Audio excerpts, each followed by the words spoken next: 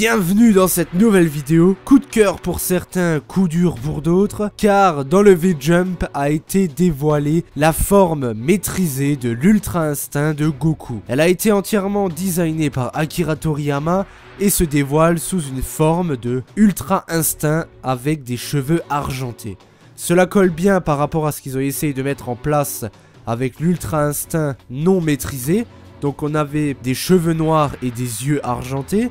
Maintenant nous aurons des cheveux argentés avec les yeux argentés. Coup de cœur pour toutes les personnes qui pensaient voir un jour un SSJ White, mais qui n'a pas été fait, puisque à l'époque le SSJ Blue aurait dû être un SSJ White, mais puisque le prochain méchant d'un prochain arc, qui était Zamasu en l'occurrence, avait les cheveux blancs, Akira Toriyama a fait du SSJ White un SSJ Blue. Et c'est pour cela que depuis un peu plus d'un an, on n'arrête pas de voir des tonnes et des tonnes de théories sur le SSJ White.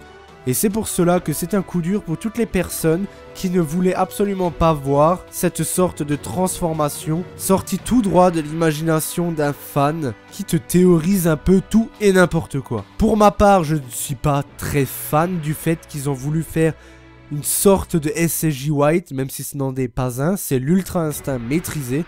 Alors ça suit bien le concept qu'ils ont voulu faire de base, de rendre les yeux noirs à argentés.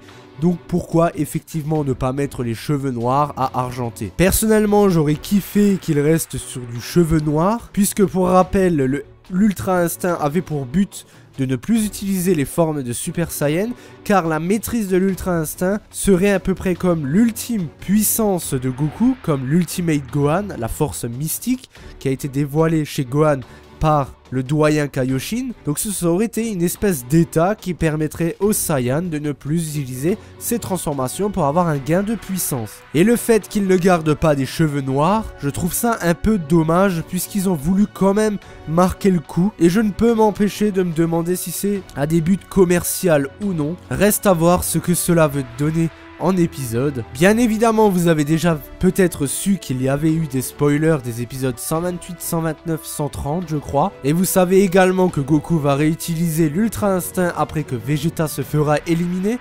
Mais l'Ultra Instinct que vous allez voir dans les épisodes après l'élimination de Vegeta ne sera pas l'Ultra Instinct maîtrisé.